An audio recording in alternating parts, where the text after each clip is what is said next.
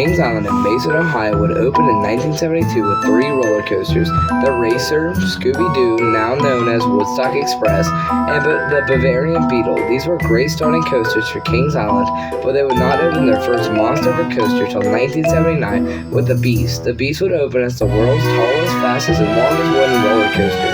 Coaster enthusiasts would come from all over the world to experience Kings Island's new legendary wooden coaster. Thanks to the Beast, Kings Island would have an amazing year. Kings Island wanted to build off the success of the Beast, so in 1981, Kings Island would go to Arrow for a new coaster that no one at this point had even heard of. The Bat at Kings Island would open as the first permanent installation of the suspended coaster. However, Arrow would make many mistakes on this new coaster, so many in fact that the Bat deserved its own video. But here's the basic idea of the problems. Arrow thought they did not need to bank the turns of the track because of the swinging cars. However, this was not true, and it would cause the Bat to damage its track, with Kings Island needing to fix the Bat daily to keep it running. Arrow tried to fix it a few times, but everything failed, so in 1983, Kings Island would close the Bat for good, with no one knowing what was going to replace it. However, on May 30th, 1986, Kings Island would get their answer with Vortex, an Arrow custom looper. Vortex would open as the tallest full-circuit roller coaster, and also the first coaster to have 6 inversions, standing at a height of 148 feet and going 55 miles an hour at a length of 3,800 feet. Vortex was one of the most impressive coasters of its time. However, as time would go on and modern smoother coasters would open at Kings Island, Vortex would lose its popularity. But before we talk about the fall of Vortex, we need to talk about the rise of Vortex. Vortex would open to the public on April 11, 1987. At a cost of $4 million, Vortex would be very impressive, with a layout being as follows. Vortex starts with a small drop out of the station, then a sharp right-hand turn into the rise lift hill, before dropping slightly off the lift hill into a right-hand turn into the 138-foot first run at 55 degrees. Then the train rises into a slightly banked left-hand turn as the track levels out before going into about 180 degrees, then a small piece of straight tack before a sharp turn to the left, leading to 2 back-to-back vertical loops. Then the ride rises into an 180-degree turn into the mid-course brakes as they're coming to about a full stop before dropping into 2 corkscrews, then into a right-hand turn leading into the bat wing, then into a 450-degree upwards helix into the final brakes. Now, this may not seem like a very impressive coaster when you look at the ones we have today, but for the time, this was a record-breaking beast of a coaster.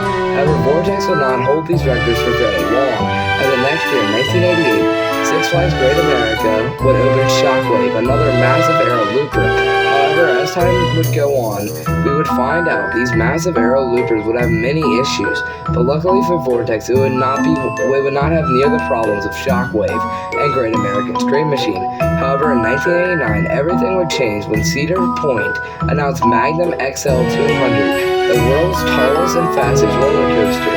Magnum would open as the world's first hyper coaster, any coaster over 200 feet, with more record-breaking coasters rising in the late 1980s and the early 1990s and the 2000s. Even though Vortex lost all of its records, it was still held a special place at Kings Island.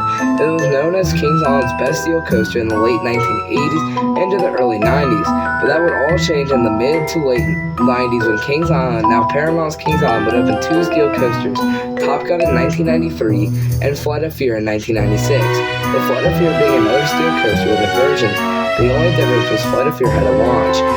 Many consider Flight of Fear the better ride, but Vortex's biggest problem would not start until 1999 with Kings Island opening actions of a brand new roller coaster with inversions.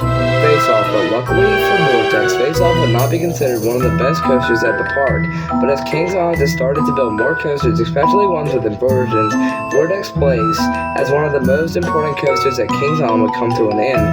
But Vortex would not face his biggest challenge until in 2006, Cedar Fair took ownership of Kings Island, and in 2009, Cedar Fair would announce Kings Island would be getting a Diamondback, a a B&M Hyper coaster.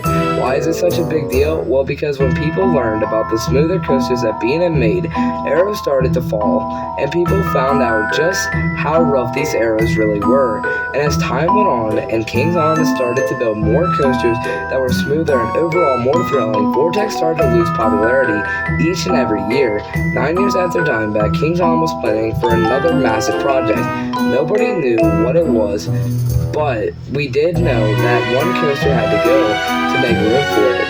The two coasters we thought of were Vortex and Firehawk, but luckily for Vortex, Firehawk was chosen to be torn down. Many thought this meant that Vortex was safe, but on September 27, 2019, Kings Island would announce that Vortex would close at the end of the season, and on October 27th, the ride closed for good. So why did it close? Well, no one knows for sure, but Kings Island is saying it reached the end of its lifespan. However, many have speculated the land was sinking in that area, with many waiting to see what will replace Vortex. Bye guys, see you all next time, and tell me what coaster you think will replace Vortex.